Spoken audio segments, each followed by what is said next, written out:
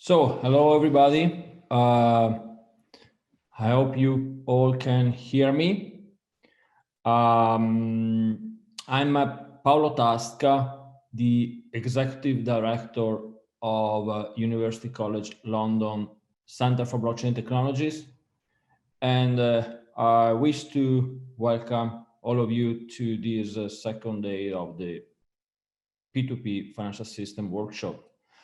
Let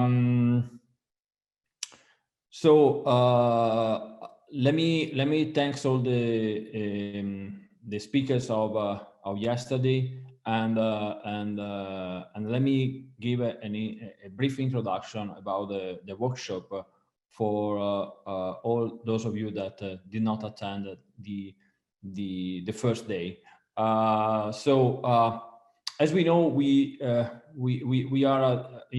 are witnessing the emergence of a P2P and decentralized financial world, which raised a lot of doubts and questions on the opportunities and risk of the current digital transformation of financial markets. And despite the implementation of a series of reforms, including the introduction of regulatory sandboxes, new rules that bring clarity for digital assets, including also the recent proposal for a regulation on marketing crypto assets, MiCA, at the EU level, two major questions remain. And in particular, the first question is whether the current digital global financial disintermediation is fit for the futures, and whether the current global regulatory response is adequate to support the ongoing hyper-innovation and open competition, preserving at the same time the stability and the smooth functioning of the markets. So these two major questions remain unanswered. And therefore, the perspective chosen by these workshops to face such controversial themes are probably to be considered as the keystone to evaluate not simply the advantages and disadvantages, but also present and future challenges that these new technologies are placing. So the conference that this year reached its sixth editions bring together academics, practitioners, in contact with the central banks and other regulators interested in addressing important practical questions on digital currencies, P2P lending and crowdfunding, digital money transfer, mobile banking and mobile P2P payments, and distributed systems and smart legal contracts. I still remember when I kicked off the first edition in 2015 at the Deutsche Bundesbank in Frankfurt, how innovative these topics were at the time. However, since 2015, many innovations happened in this area, in this sector. And at that time, we were not even able to imagine what we are indeed witnessing today. For example, the Cambrian explosion of new startups funding models that help projects to raise billions of US dollars in the last years, we were not able to foresee. Or the emergence of several different stable coins that as of today counts about 20 billion US dollar, and a major project like Libra, we were not able to foresee.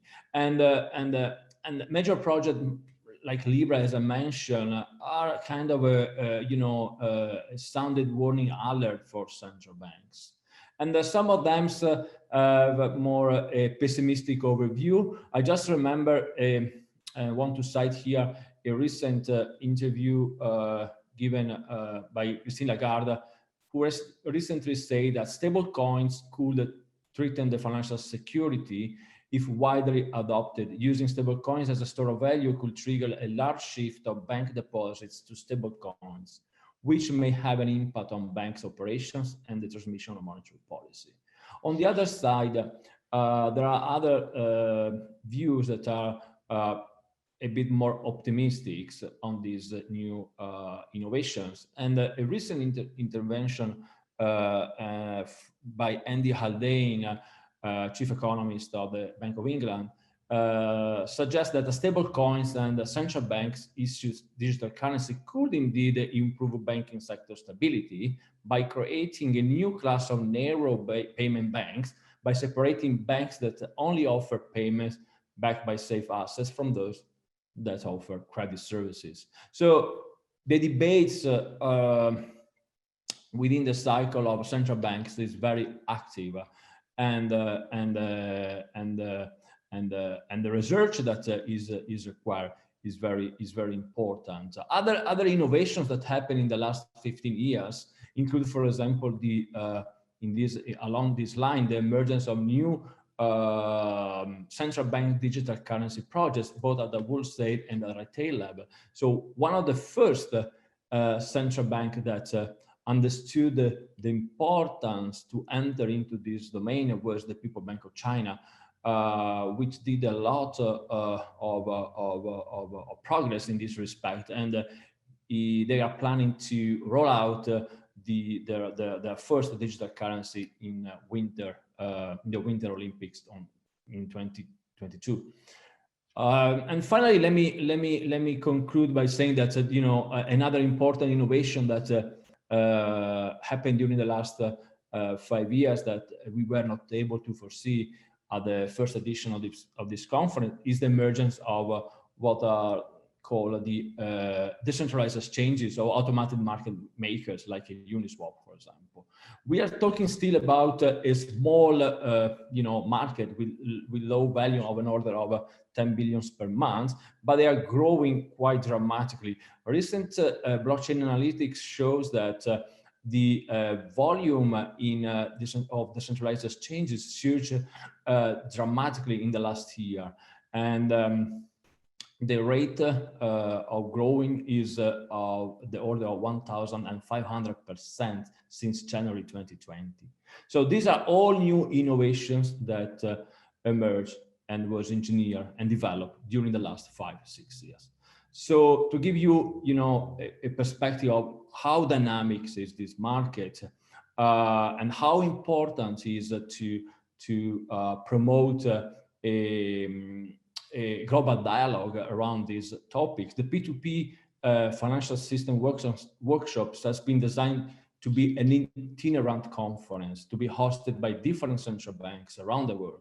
So far, the P2P financial system workshop has been hosted, sponsored, or supported by major central banks, including the Bank of England, the Bank of Canada, the Deutsche Bundesbank, the Federal Reserve Bank of Cleveland, the Federal Reserve Bank of St. Louis, the European Central Bank, and the Netherlands Bank. So let me thank all these central banks that supported our view. And past speakers have been the likes of Professor Marvin Zonis, Emeritus Professor at the University of Chicago, Jeffrey Bandman, former US Commodity and Future Trading Commission, John Schindler, Federal Reserve Board, my friend Ben Craig from the Federal Reserve of Cleveland, Michael Lifty, former US Security Exchange Commission Chief of Staff, Antoine Martin, Fed New York, and Catherine Assenmacher, Head of Monetary Policy Strategy at the European Central Bank.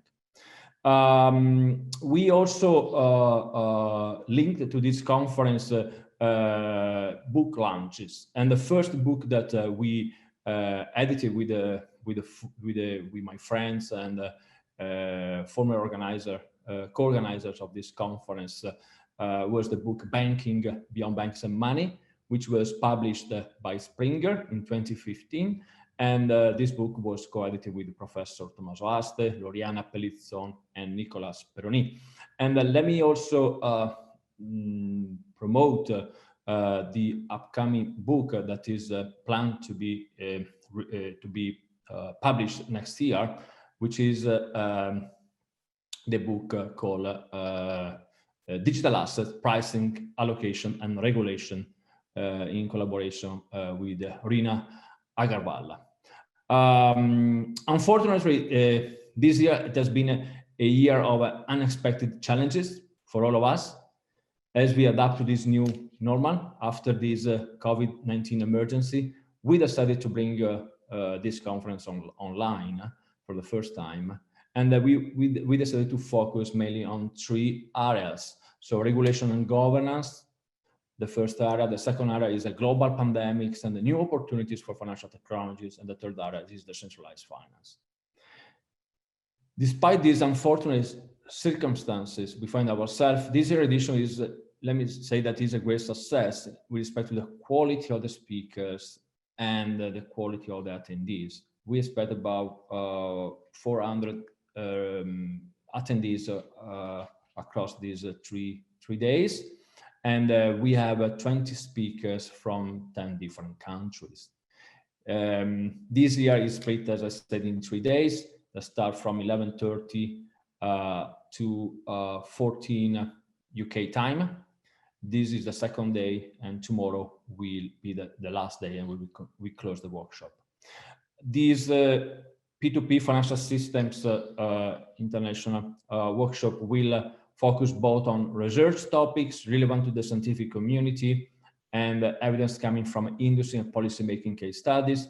The workshop will also feature panel discussion for participants from academia, industry, and financial regulatory bodies to share their view on the major threats and opportunities related to the emerging disruptive forms of digital finance. In particular, let me also, for those of you that was not there, point you to yesterday panel, which was really interesting about central bank digital currency and the future of digital money. And the speaker were Michael Kumov from the Bank of England, Kevin Barbach from Wharton School, University of Pennsylvania, and Sonia Davidovich from International Monetary Fund. Was excellently moderated by Tom Wilson from Reuters. For those of you that were not there, you can find a recording of the session online on the P2P Financial System Workshop website, which is p2pfisy.com. So before giving the floor to the first speaker of today, let me draw your attention to today's keynote talk, which will be given by Raphael Auer, who is the principal economist of the Innovation and Digital Economy Unit at the Bank for International Settlement, and he is also the president of the Central Bank Research Association. He will talk about the economic principles of distributed ledger technology at 13 UK time today. So to conclude, let me thank the 9 speakers that across these 3 days are presenting their original contribution. These speakers undergone a blind review process, and that's been selected from more than 40 submitted papers. The quality of these papers is excellent and cover cutting-edge topics. Let me also thank the member of the P2P Financial Systems Scientific Committee, Alexander Lipton from MIT Media Lab, Ben Craig from Fed Cleveland, Chris Clark from UCL, David Remark from New York Stern, Giovanna Massarotto from UCL, Jawak Su from UCL, Marta Pierkowska from the Linux Foundation, Nicolas Courtois from UCL, Rob Ali from MIT Media Lab, Silvia Bartolucci from UCL, Tommaso Aster from UCL, Victoria Lemieux from University of British Columbia, Wilco Boot from the Netherlands Bank, Wojtek Sai from the Beihang University. Let me thank also the Francesco Pierangeli and Jawak Su, both from UCL, who helped me organizing this year edition. And a few words about the UCL CBT, UCL Center for Blockchain Technologies, who is the home of these events and the driving force behind this initiative. UCL Center for Blockchain Technologies has been established in 2015. It started its activity in 2016 and now is one of the largest center on blockchain technologies in the world. It counts about 250 industry and research associates from all over the world. and we run several initiatives, brought seminars and master programs. In particular, we launched two new master programs. One is in financial technology, and one is in emerging digital technologies. And we collaborate with major players around the world on distributed systems and decentralized finance related topics. So if you are interested to know more, I will suggest you to go to our website.